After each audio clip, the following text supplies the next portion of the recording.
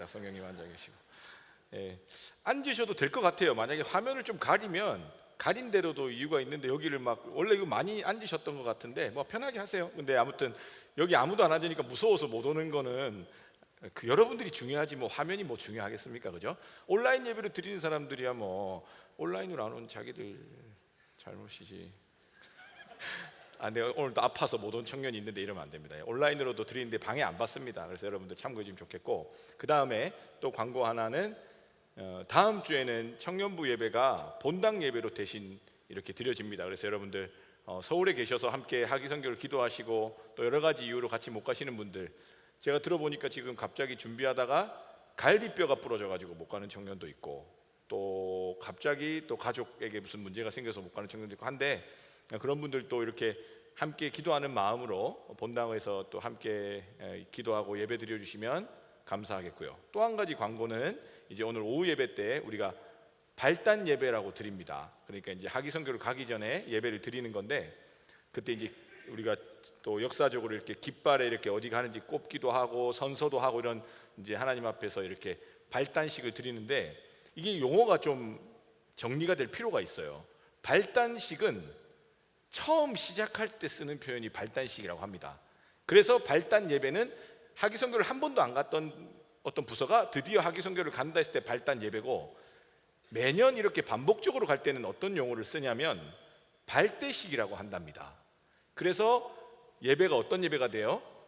예배 이름이 어떻게 돼야 돼요? 발대 예배가 돼야 돼요. 근데 이쪽 어감이 좀 이상하잖아요. 그래서 아마 발단 예배로 왔나 아니면 그냥 무심결에 왔나 그런지 모르겠는데, 한 목사님께서 저에게 알려주시더라고요. 원래 발단이 아니고 발대여야 된다 막 그러면서 태클을 깊이 들어오시는 거예요. 그래가지고 친한 목사님이니까 그런가 보다 하고 넘어가는데, 마음에 어떤 생각이 들었냐, 우리는 매년 발단 예배를 드린 이유는 뭘까요?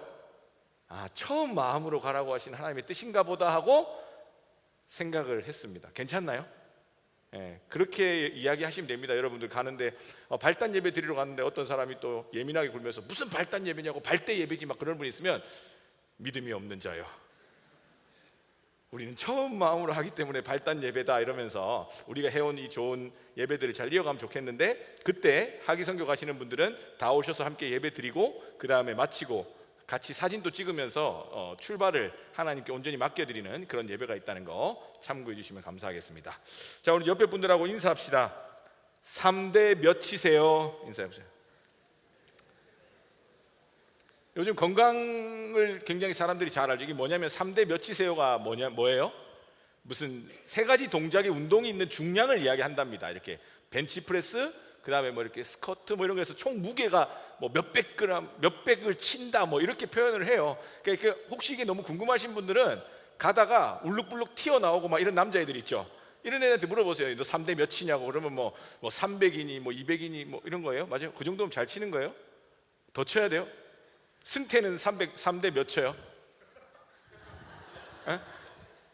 저기 600 친다고? 거짓말하고 있네. 하여튼 저런 몸한테 물어보면 돼요. 그 하선 티를 입었는데 지 혼자만 다른 거 입은 것 같은 애들 있죠?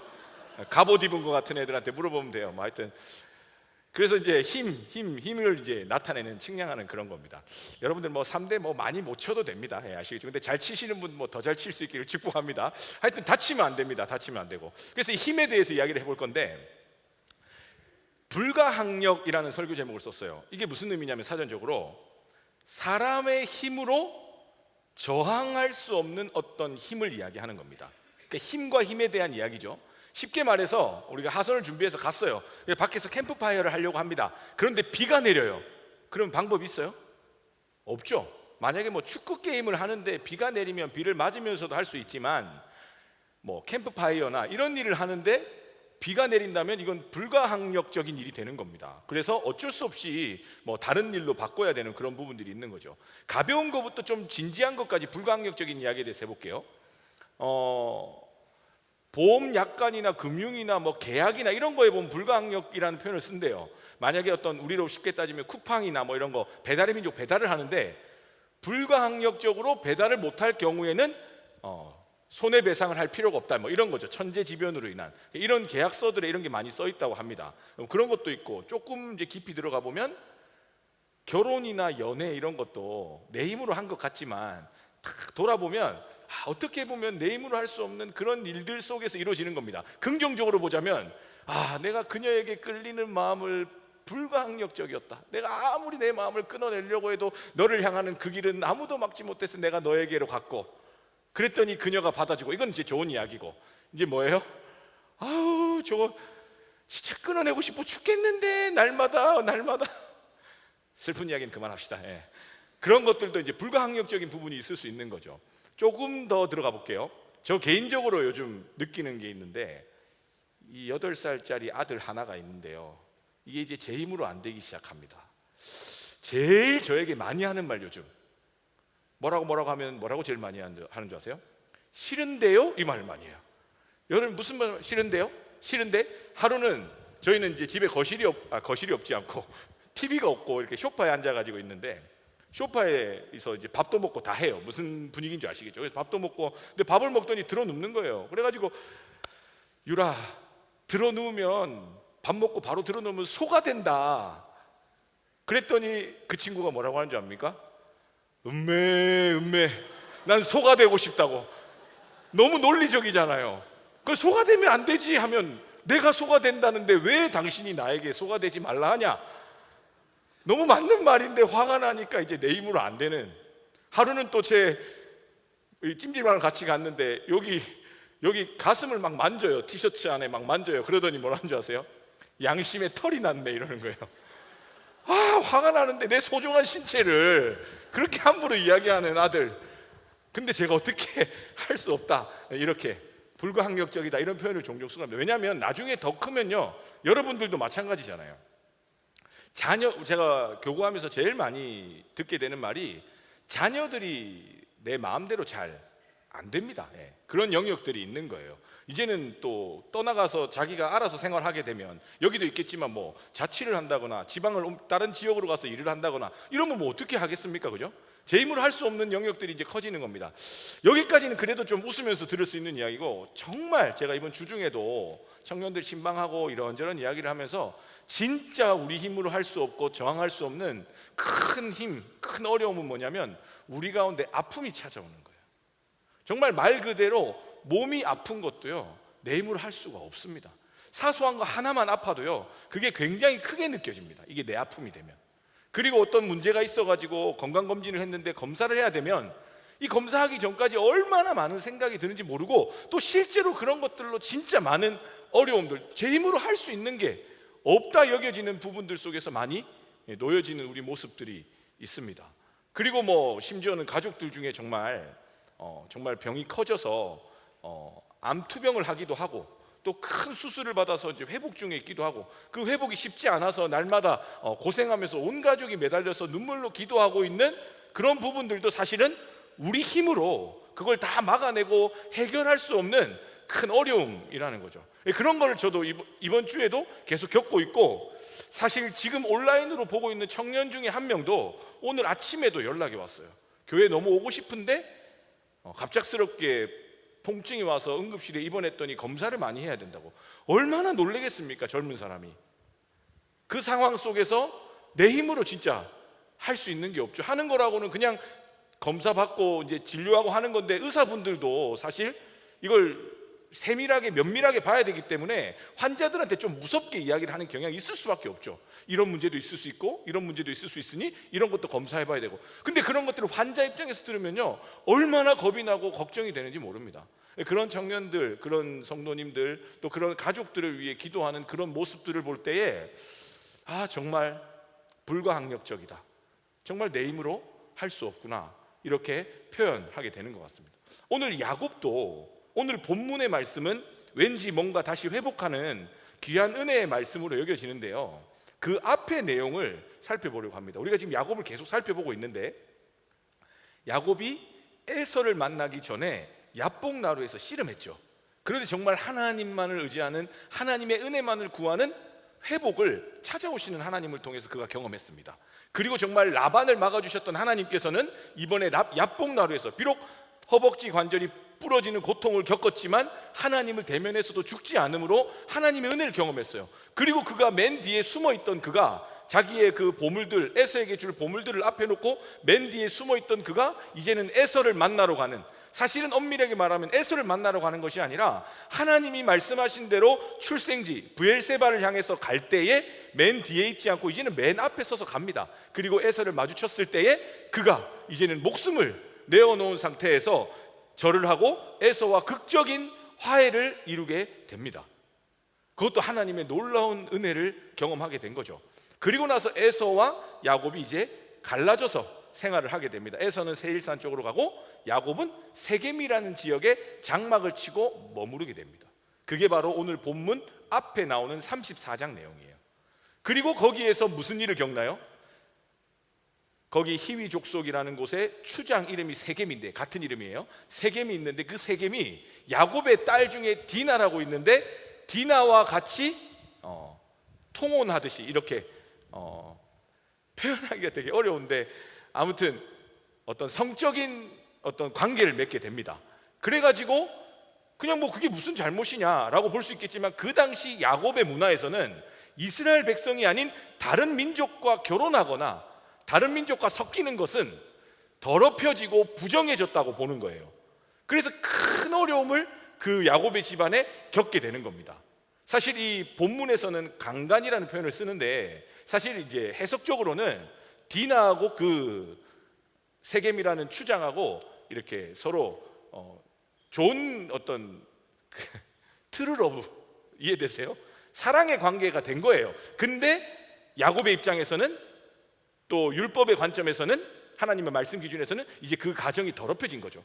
그랬더니 야곱의 12아들 중에 둘째, 셋째 시므온과 레위가 자기의 누이가 더럽혀졌다는 소리를 듣고 화가 난 거예요. 근데 지금 그 지역은 자기가 거쳐가는 지역이니까 이걸 어떻게 할 수가 없어서 그 히위 족속하고 통혼을 하기로 약속을 합니다. 우리 그럼 너희 민족하고 우리 민족하고 이제 가족처럼 지내자, 이런 이야기를 하면서 시므온 레위가 어떤 제안을 하냐면, 우리는 할례를 받는 민족이다. 남자들이 하는 그 할례 있잖아요. 그 할례를 받는 민족이니까 너희 남자들도 다 할례를 받아라. 그러면 우리랑 너희가 이제 통혼하자, 같이 결혼도 하고 가족처럼 지내자. 근데 그게 속임수였던 거예요. 히위 족속이 다 할례, 이거 모르는 분이 있을 것 같아서 남자들이 하는 포경 수술을 다 받고 나서 고통스럽잖아요. 수술을 받았으니까. 그때에 그 둘이가 가가지고 어떻게 해요? 그 민족을 다 말살해버립니다. 다 죽여버려요. 복수가 성공했다, 뭐 이렇게 보는 거는 무리가 있고, 야곱이 화를 내는 장면이 있거든요. 무슨 말이냐면 야곱의 입장에서는 딸도 더럽혀졌고 두 아들도 살인자가 됐고, 그로 인해서 그 지역에 있는 모든 다른 민족들과 부족들이 연대를 해서 자기를 이제 죽이러 오게 되는 상황이 된 거예요. 야곱이 지금 에서의 화해 이후에 브엘세바를 가다가, 이거에 대해서는 정확하게 알 수가 없어요. 왜 브엘세바를 가다가 세겜에서 장막을 치고 머물렀을까? 잠깐 머물렀다가 가려고 했을 수도 있고, 아니면 그 지역이 마음에 들어서 뭐 하나님의 말씀에 불순종해서 계속 거기 머물렀다, 이렇게 볼 수도 있지만 뭐 그건 정확하게 알 수는 없고, 중요한 것은 그 세겜이라는 지역에 머물러 있는 동안에 이런 말도 안 되는 일을 만나게 되는 겁니다. 우리가 그동안 야곱 이야기를 보면 계속해서 야곱은 잘못을 저질렀잖아요. 근데 이번에는 야곱이 큰 잘못을 한 게 아닙니다. 그러나 야곱의 삶에 이때까지 겪었던 그 어떤 일들보다도 불가항력적인 일이 벌어진 겁니다.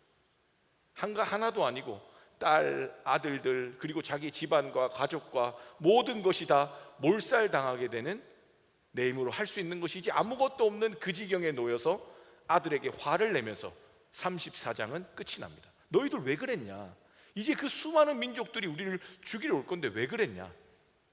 그랬을 때에 하나님께서 야곱에게 뭐라고 하셨을까요? 야곱의 삶을 돌아보면 라반과 같이 그 죽이려고 하는 그 민족들을 꿈에 나타나서 막아주셨을까요? 아니면 에서와의 같이 다시 야복나루로 와서 씨름해서 다시 하나님을 은혜만을 구하면서 그렇게 이제 에서를 향해 나아갔을 때 에서하고 화해하는 그 장면을 연출하셨을까요?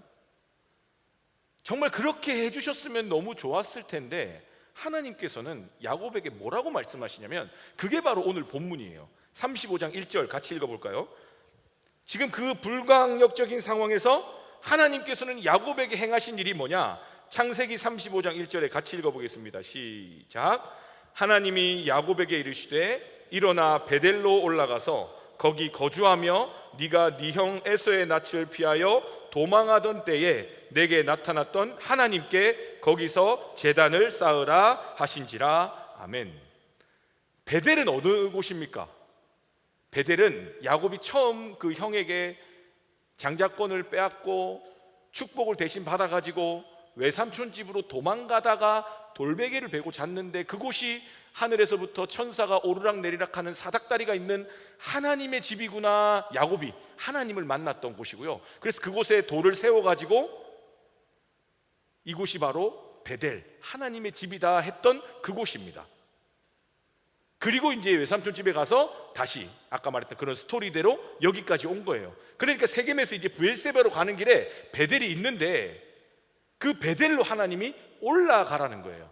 지형적으로 올라가라 표현하고 있는데, 저는 이 본문을 볼 때마다 뭐라고 제 마음에 고백하냐면, 베델로 돌아가라. 처음 하나님을 만났던 하나님도 그렇게 말씀하시잖아요. 네가 너의 형 에서의 그 죽음의 위협을 피해서 도망갈 때에 너를 만나주셨던 그 하나님, 그 베델, 그곳에 가서 제단을 쌓으라고 말씀하시죠. 불가항력적인 아무것도 할 수 없는 그 상황 속에 야곱은 베델을 기억하지 못했습니다. 어쩌면 그 오랜 20년이 넘은 세월의 기간 동안에 야곱의 마음에서는 베델은 많이 흐려졌을지도 모릅니다. 그리고 이미 베델에 세워놓고 나름대로 하나님의 집이다 기름을 붓고 제단을 했던 그곳은 다 망가져 무너져 내려 있을 겁니다. 아무도 관리를 안 했을 거니까요. 그러나 누가 기억하고 계세요? 하나님이 그걸 기억하고 계시는 거예요. 야곱이 정말 아무것도 할 수 없는 그때에 하나님께서는 역사하시고, 하나님께서는 엄청난 기적을 베푸시고, 하나님께서는 치유와 어떤 능력을 나타내실 수도 있지만, 하나님께 가장 중요한 것은, 야곱에 가장 필요한 것은 베델을 회복하는 거였어요. 내가 정말 힘들고, 내가 정말 마음이 가난하고, 내가 정말 아무것도 할 수 없었을 때에, 내가 상처받고 내가 낙심하고 내가 실패했을 때에 나를 만나주셨던 그 하나님과의 기억을 하나님은 기억하고 계셨는데, 야곱은 다 잊어버린 거예요. 그러니까 하나님께서 그 가장 힘든 그 순간에 나타나셔서 처음 하시는 말이, 야 걱정하지 마라, 내가 다 해결해 줄게. 지난번에 라반 봤지? 지난번에 에서 봤지? 야 크게 걱정하지 마. 이게 맞잖아요. 이게 편하잖아요, 하나님도. 근데 하나님께서는요, 야곱이 에서와의 화해, 라반으로부터 보호받는 거, 그 다음에 양과 염소 가운데 야곱의 것이 막 많아지고 부유해지고, 이것도 물론 축복이고 은혜지만 제일 중요한 것은 하나님을 만나는 거예요. 하나님을 만났던 그 베델로 돌아가는 겁니다. 하나님께서 야곱에게 그 말씀을 하셨을 때에 이제는 야곱의 반응이 굉장히 성숙했어요. 야곱이 하나님의 그 말씀을 듣자마자 어떻게 했을까요? 오늘 본문 말씀처럼 창세기 35장 2절에서 4절, 1절에서 말씀하시니까 야곱이 이제는 즉각적으로 반응합니다. 어떤 분들은 그래요. 야 지금 주변에서 야곱을 죽이러 오니까 야곱이 급해서 즉각적으로 반응한 거 아니야? 근데 그렇게 보기에는 야곱이 만약에 진짜 도망가는 게 급선무였다면, 야 빨리 하나님이 베델로 올라가래, 베델로 올라가면 왠지 무슨 벙커가 있고 숨을 데가 있나 봐, 빨리 가자, 이랬을 거 아니에요? 근데 야곱은 베델로 올라가라는 말씀에서 이미 하나님의 뜻을 발견한 거예요. 그가 뭐라고 이야기하냐, 제가 읽어드릴게요. 야곱이 이에 자기 집안 사람과 자기와 함께한 모든 자에게 이르되 너희 중에 있는 이방 신상들을 버리고, 이거 뭘까요? 수많은 이방 신상들이 있지만 우리가 확실히 알고 있는 한 가지, 라헬이 아버지로부터 라반으로부터 도망 올 때에 아버지의 우상이었던 드라빔, 그게 우상이거든요. 그걸 가지고 나왔어요. 그거 버리고, 그 외에도 많았겠죠. 그리고 자신을 정결하게 하고 너희들의 의복을 바꿔 입어라. 그러니까 그 세겜이란 지역에 머무는 동안 하나님의 백성으로서의 삶이 아니라 이미 그 문화에 젖어 있는 그 모든 것을 다 버리라는 거예요. 지금 우리로 따지면 뭘까요? 하나님의 말씀대로 산다, 예수님 믿는다, 그리스도인으로 산다, 하나님만이 나의 전부이십니다, 하나님의 은혜를 구한다 하면서도 내 삶에 덕지덕지 붙어있는 세상과 구별되지 않는 나의 죄가 있습니다. 내가 보는 것, 내가 듣는 것에 수많은 폭력성과 음란한 것들이 그냥 구별 없이 내 마음에 다 수용하고 있는 더러운 부분도 있습니다. 그래서 그것이 내 시선과 내 말과 내 사소한 행동 가운데에 추악한 죄의 모습으로 혹은 더러운 죄의 모습으로 나와가지고 내 삶을 어지럽히고 하나님의 마음에 합당하지 않는 우리의 모습들도 많이 있는 거예요. 그게 나도 모르게 다 얽혀 있는 겁니다. 그걸 다 내어버리라는 거예요. 그렇게 정결하게 하라는 겁니다. 그랬더니 뒤에 그리고 이제 우리가 일어나 베델로 올라가자 내 환난 날에 내게 응답하시며 내가 가는 길에서 나와 함께 하신 하나님께 내가 거기서 제단을 쌓으려 하노라. 나와 함께 하시고 내게 응답하시는 하나님 만나야 된다는 거예요. 그 하나님이 나의 소망이고 나의 생명이니까 그 하나님 말씀하신 그곳으로 예배하러 가겠다는 거죠. 그랬더니 사람들이 어떻게 합니까? 그들이 자기 손에 있는 모든 이방 신상들과 자기 귀에 있는 귀고리들, 이런 것들이 다 문화적인 것들인 거예요. 하나님하고 관계없이 내 안에 나도 모르게 스며들어와서 나를 세상과 구별되지 않고 세상 속에서 더 하나님 없어도 괜찮은 사람처럼 살게 하고 내가 욕심내고 욕망하는 것들이, 그들이 이제 야곱의 말을 듣고 깨닫게 되는 거예요. 그리고 그걸 다 빼다가 야곱에게 주니까 야곱이 상수리 나무 아래 다 묻어버리는 거예요. 다 버려버렸습니다.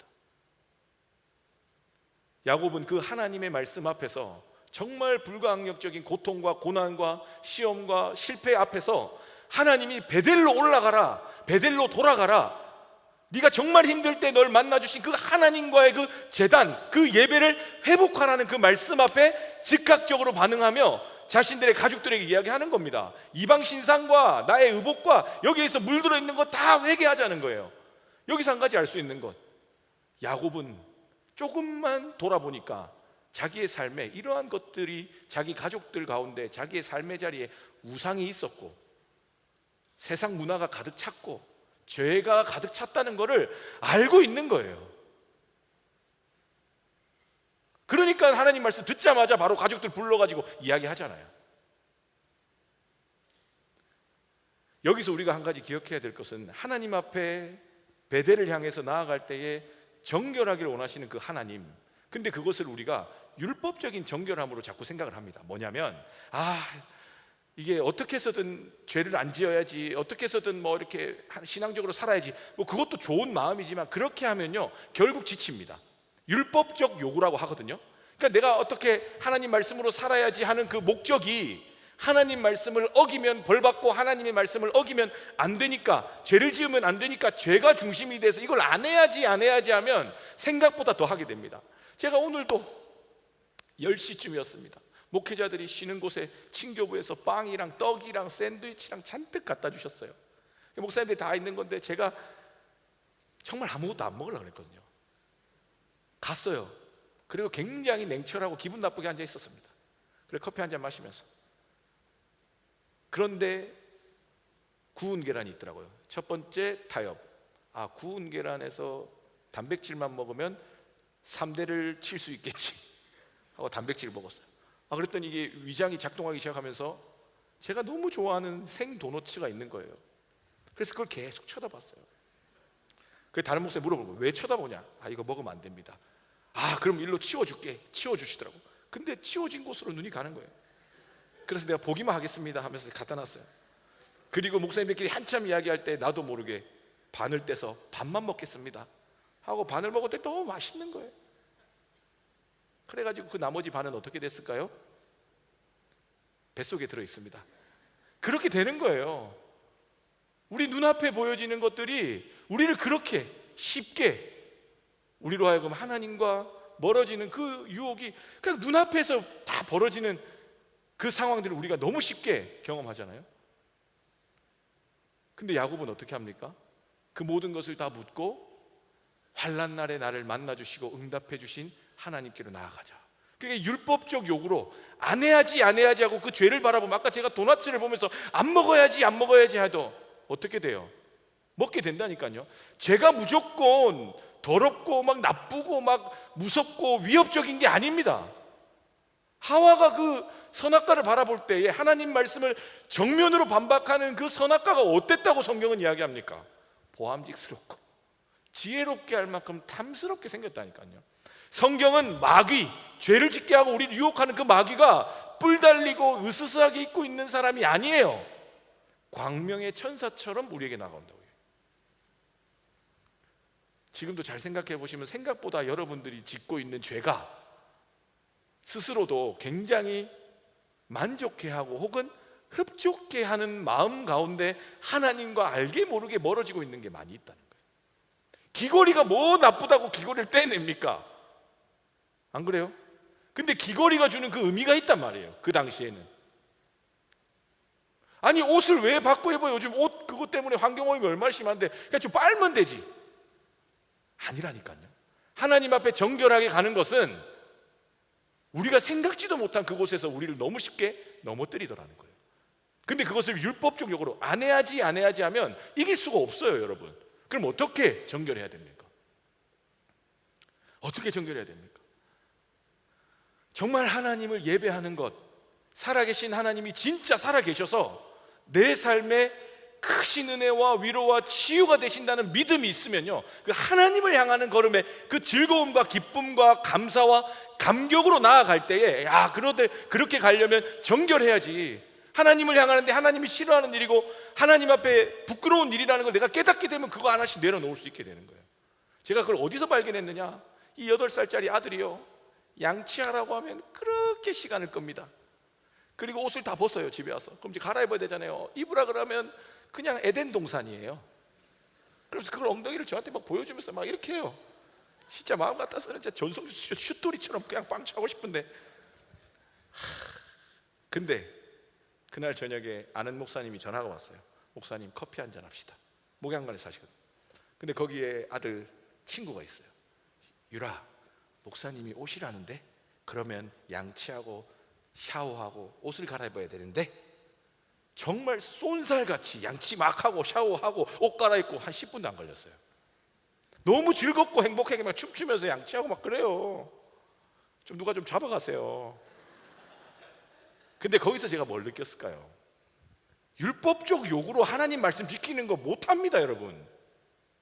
그래서 사도 바울도 율법으로부터의 자유를 이야기한 거예요. 율법이 잘못된 게 아니라 우리는 그걸 지킬 수 있는 존재가 아니라니까요. 그러니까 우리는 뭘 해야 돼요? 자꾸 하나님의 은혜를 구해야 돼요. 진짜 여러분들이 하나님 만나셔야 되고, 여러분들이 진짜 예배 가운데 하나님이 계시다는 걸 느껴야 되고, 여러분들이 진짜 기도하면 하나님이 들으셔서 진짜 이 세상 가운데 아프고 소외된 사람들에게 하나님의 사랑을 전한다는 그 믿음의 확신이 있어야만이 여러분들의 삶이 정결해지기 시작하는 겁니다. 그렇게 야곱은 하나님 앞에 순종함으로, 정결함으로 베델로 나아갔습니다. 그랬더니 어떤 일이 벌어졌어요? 아직 문제는 해결된 게 없죠. 그런데 하나님께서 이제 베델에 제단을 쌓고 온 그 야곱에게 다시 나타나셔서 뭐라고 말씀하셨어요? 네 이름을 이스라엘이라 하겠다. 이거 어디서 들어본 이야기인데, 그죠? 야복나루에서 이미 하나님을 겨루어 이긴 자, 다르게 말해서 저주시는 하나님의 은혜를 경험했는데 세겜 땅에 머물면서 그가 그대로 살지 못했던 거예요. 우리가 예수 믿고 그리스도인이라고 하지만 그대로 살지 못할 때는 우리 이름은 그냥 그리스도인이 아닌 겁니다.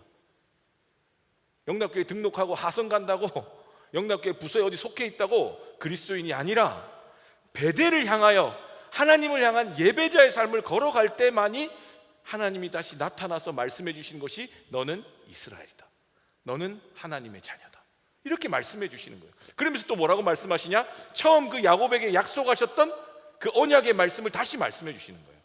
너에게서 하나님의 백성이 나올 것이고 이삭과 아브라함에게 약속했던 그 땅을 줄 것이고 하나님이 너를 통해서 하나님의 역사를 이루어 가실 거라는 부르심과 약속의 말씀을 회복시켜 주시는 것을 야곱이 경험합니다. 어디에서요?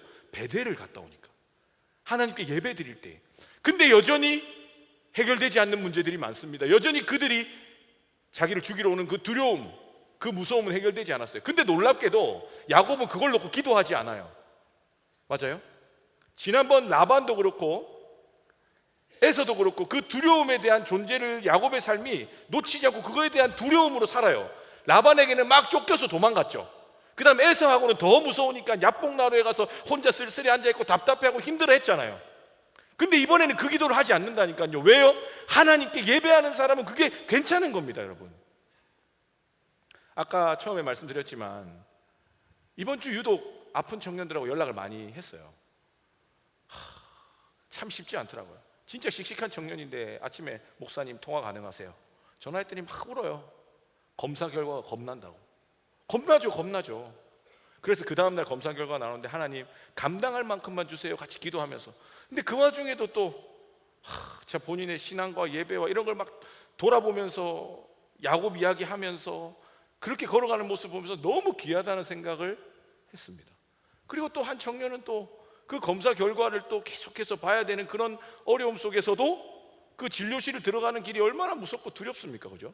무슨 말을 들을지 모르잖아요. 근데 그 길을 들어갈 때 마치 야곱이 앞서서 에서를 만나는 것 같은 그 감동을 줘서 정말 진료실 문 열고 들어갈 때 하나님을 만났다는 거예요. 여러분 그 병원 진료실 가보실래요?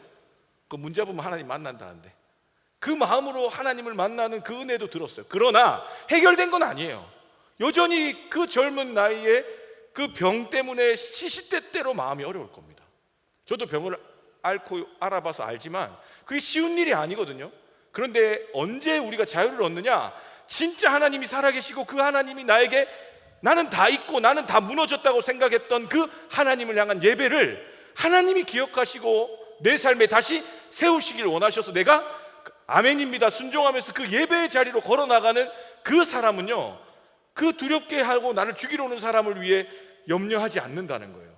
그랬더니 하나님이 창세기 35장 5절에 같이 읽어볼까요? 그들이 이제 베델로 떠날 때입니다. 같이 읽어보겠습니다. 창세기 35장 5절 시작. 그들이 떠났으나 하나님이 그 사면 고울들로 크게 두려워하게 하셨으므로 야곱의 아들들을 추격하는 자가 없었더라. 아멘. 이건 어쩌면 야곱은 모르는 이야기일지 몰라요. 야곱은 지금 성경에 이게 써 있는지 모르실지 몰라. 천국에서 이때 하나님이 그걸 막아주셨구나 그렇게 생각할지 몰라요. 왜냐하면 야곱은요 이거 걱정 안 했어요. 처음에 화내고 힘들었지만 하나님이 베델로 가라 하셨을 때는 그 우상과 그 의복과 이런 것들을 다 묻어버리고 하나님을 예배하고 그 예배 회복을 향해서 달려간 거기 때문에 그 가는 동안에 근데 날 쫓아와야 될 사람들이 안 쫓아오네?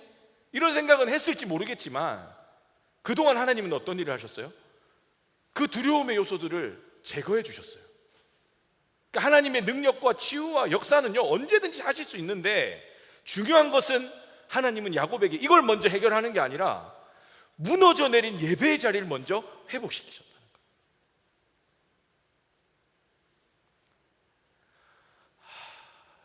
설교를 그만해야 되는데 시간이 다 돼가지고 그만해야 되는데 뒤에 또 이야기가 엄청 많아요. 한 이야기만 더 할게요. 이번 주에 다 일어난 일이에요. 한 우리 성도님 이야기인데 여기 계시기 때문에 제가 각색해서 이야기하면 가족이 아파요. 근데 암투병을 하십니다. 얼마나 심각합니까? 근데 암에서 제일 중요한 건 전이 되지 않는 건데 전이가 또 됐어요. 근데 또 예수님을 안 믿습니다. 가족들은 여러 가지 마음이겠죠. 병도 나아야 되고 예수님도 믿어야 되고. 근데 전이가 되고 그 어려운 중에 그 가족이 예수님을 믿게 됐어요. 아무래도 너무 힘들고 어려우니까. 그러니까 온 가족이 너무 기뻐하는 거예요. 물론 치료와 이 과정들이 많이 남아있지만 예수님 믿으니까 그분 표현으로는 이제 천국 가니까 괜찮다는 거예요. 그렇지만 그게 괜찮겠습니까? 괜찮을 때도 있지만 또 순간순간 아파하고 힘들어하면 얼마나 같이 마음 아파하겠어요. 그런데 더 놀라운 것은 그 전이된 그쪽에 그 암 수치나 염증 수치나 이런 수치들이 보지도 않고 생각도 안 했던 그 사이에 보통 뭐 이렇게 이러다가 내가 그분한테 물어보게 생겼는데 보통 한 3천 정도 되는데 그 당시 3천이었다는 거예요. 요즘 어플로 다 보여준대요. 근데 그걸 모르고 있다가 주님 만나고 이제 주님 전해야겠지 그 와중에 수치가 70까지 떨어졌다는 거예요. 그러니까 그런 치유도 보세요. 그게 치유가 돼서 예수님 믿는 것도 중요하지만 이게 아니어도 난 예수님 믿고 이제 천국의 소망을 살아갈 때에 하나님께서는 하나님의 뜻에 따라 치유도 일어나고 내 두려움도 다 제거해주고 내가 원치 않는 일들도 감당할 만한 믿음도 주시고 그렇게 행하시는 분이 하나님이신데, 그거의 가장 중요한 것은 여러분들의 배대를 회복하는 겁니다. 다르게 표현하면 하나님과 만나야 돼요. 하나님을 만났던 그때를 하나님은 지금 기억하고 계세요. 여러분들은 다 잊었을지 모릅니다. 여러분들은 다 그냥 그때 그거 그냥 별일 아니었어. 그때 내가 뜨겁게 기도하고 눈물 흘렸던 거 그냥 내 감정이었어. 그때 이런 일이 있었고 저런 일이 있었고 그때 내가 힘들었으니까 잠깐 내가 정신이 나갔나 봐, 이렇게 생각하실 수 있어요. 그건 그냥 남들이 보면 남들한테 말하기도 민망해, 그럴 수 있습니다. 근데 모든 하나님과의 역사는 나와 하나님과의 관계지 남들이 어떻게 말하는 건 중요하지 않아요. 그래서 내가 남들이 어떻게 말하는 게 중요하다 보니까 이 정도는 안 돼, 목사님처럼 뭐 이 정도는 돼야 돼, 어떤 간증 집회하는 사람처럼 이 정도는 돼야 돼, 그게 아니니까 다 지웠던 그 하나님과 예배했던 그 자리를, 그 배대를 하나님은 기억하고 계시다니까요. 오늘 여러분들에게 하나님이 뭘 말씀하시느냐, 정말 불가항력적으로 힘든 일이 있느냐, 힘든 일이 없어도요, 내 인생 자체가 불가항력적인 거예요. 내 힘으로 할 수 있는 게 뭐가 얼마나 됩니까? 뭐 특별한 사건이 있어야만이 그게 아니고 내 인생 자체가요, 여러분들의 삶, 인간이란 존재 자체가 내 힘으로 할 수 있는 게 얼마 없는 연약한 존재들이에요. 근데 이 불가항력적이란 말이요, 신앙의 관점으로, 믿음의 관점에서 보면 놀라운 말입니다. 사람의 힘으로 할 수 없는 어떤 힘, 누굽니까? 하나님입니다. 하나님. 불가항력적입니다 라는 고백은 뭐냐면, 내 연약함, 내 할 수 없음, 내 어떤 태생적인 한계를 고백함으로써 그 모든 이름 위에 뛰어난 이름, 인간의 가장 강함, 그 모든 것보다도 하나님의 약하심이 훨씬 강하다는 사도 바울의 고백처럼, 불가항력적이라는 그 말은 결국 정말 놀랍고 위대하신 하나님의 능력, 하나님의 살아계심만이 나를 정말 살릴 수 있습니다라는 믿음의 고백인 거예요. 여러분들의 삶에 정말 불가항력적인 일 때문에 씨름하고 계신 분이 있다면 여러분들 34장에 머물러 있는 겁니다. 그럼 오늘 하나님께서 35장 1절로 오셔서 말씀하시는 거예요. 누구누구야, 네가 진짜 힘들고 어려울 때에, 네가 정말 어렸을 때에, 네가 정말 간절히 구했을 때에 너를 만났던 그 하나님을 기억하라는 거예요. 그 예배의 자리를 기억하라는 거예요. 그래서 어떤 청년은 거기 하나님의 음성 앞에 지금 아멘하며 예배의 자리로 나온 사람도 있을 겁니다. 그리고 또 어떤 사람은 그 아멘에 순종해서 나를 정결하게 해야겠다 해서 내 삶에 알게 모르게 들어왔던 그 모든 죄의 습관들, 내가 소홀히 여기고 가볍게 여겼던 것들도 다 하나하나 살피면서 그걸 안 해야지가 아니라, 이런 것들은 하나님 앞에 나아갈 때 필요가 없는 것들이구나 하고 기꺼이 상수리 나무 아래 묻는 순종과 정결의 그 예배로의 정결이 여러분들한테 이루어지고 또 한 걸음 걸어가는 청년들도 있습니다. 그래서 또 어떤 청년들은 내 그 어떤 문제와 어려움들을 하나씩 하나씩 지금 하나님이 해결하고 계시는 그 중인데, 그것을 내 삶에서 보게 되는 하나님의 귀한 치유와 위로와 회복의 역사를 보는 청년들도 있을 겁니다. 근데 중요한 것은, 그럼에도 불구하고 우리는 언제나 늘 반복적으로 우리의 삶에 찾아오는 가장 큰 어려움은 나는 불가항력적인 존재일 수밖에 없다는 겁니다. 그 고백이 자기를 낮추고 자존감을 떨어뜨리는 게 아닙니다. 그 고백이 비관적이고 부정적인 게 아닙니다. 그 고백은 바로 그렇기 때문에 살아계신 하나님께서 오늘도 나의 힘이 되시고 나의 능력이 되시고, 또 그 하나님이 나를 불러주실 때에 내가 오늘도 그 베델에서 그 어디에서나 하나님을 찬양하고 예배합니다. 그 인생이 되는 것입니다. 마지막으로 읽어드리겠습니다. 고린도전서 1장 25절, 하나님의 어리석음이 사람보다 지혜롭고 하나님의 약하심이 사람보다 강하니라. 빌립보서 2장 6절 11절, 예수님에 대한 설명입니다. 그는 근본 하나님의 본체시나 하나님과 동등됨을 취할 것으로 여기지 아니하시고 오히려 자기를 비워 종의 형체를 가지사 사람들과 같이 되셨고 사람의 모양으로 나타나사 자기를 낮추시고 죽기까지 복종하셨으니 곧 십자가에 죽으십니다. 우리를 위한 십자가의 사랑인데 그 뒤에가 중요합니다.